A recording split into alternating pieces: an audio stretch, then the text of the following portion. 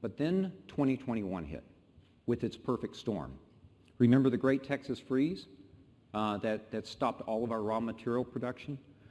We had all the COVID protocols, those things that were causing reduced our already lean labor force.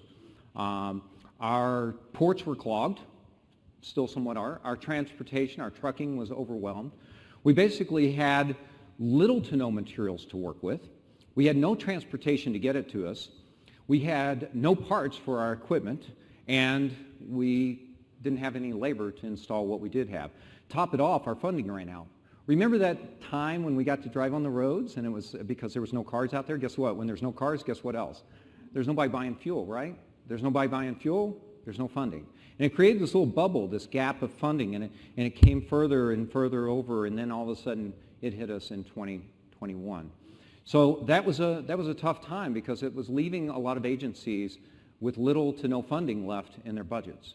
So all of this came together in this perfect storm. But then in November 21, guess what happened? The sun came out, and it was cool because with the thanks to ATSSA's government group and the members that participated in the effort and so forth, we had the IIJA, the Infrastructure Investment Jobs Act, was approved by Congress and signed into law. This created, and I'm going to use the word, you ready? Unprecedented funding for our roadway industry. Approximately $348 billion over the next 5 years for roads and bridges. An incredible amount of money. Now, I know in today's world, we talk a lot about trillions, you know, trillions. We're always talking in trillions, but let me put some perspective on this. There's a small portion, about 4.5% of that $348 billion. Where's Nate? Is he out there or is he back there? Nate, oh, there you are.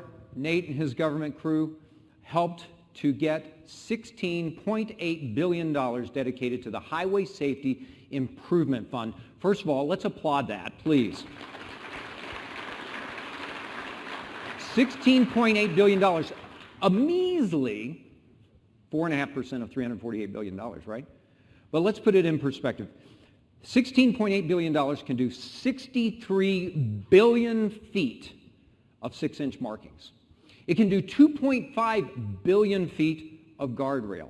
It can do 107 million stop signs or 250,000 four-way intersections being signalized.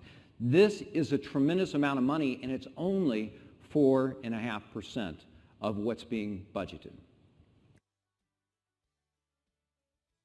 Now, I'm normally an optimist. I see light at the end of any tunnel that I enter, but I'm also a realist. And being a Floridian, I think we're a little bit in the eye of the storm. We see the sunlight, the sky looks clear, but I think that we're headed for the back end of the storm. And the back end of the storm is you see, we have adequate money, but we don't have the materials, the transportation, the equipment, the labor in order to put it to good use. So how are we going to manage all this? Well, we're going to manage it in the same way that we have the last 2 years. We're going to manage it together.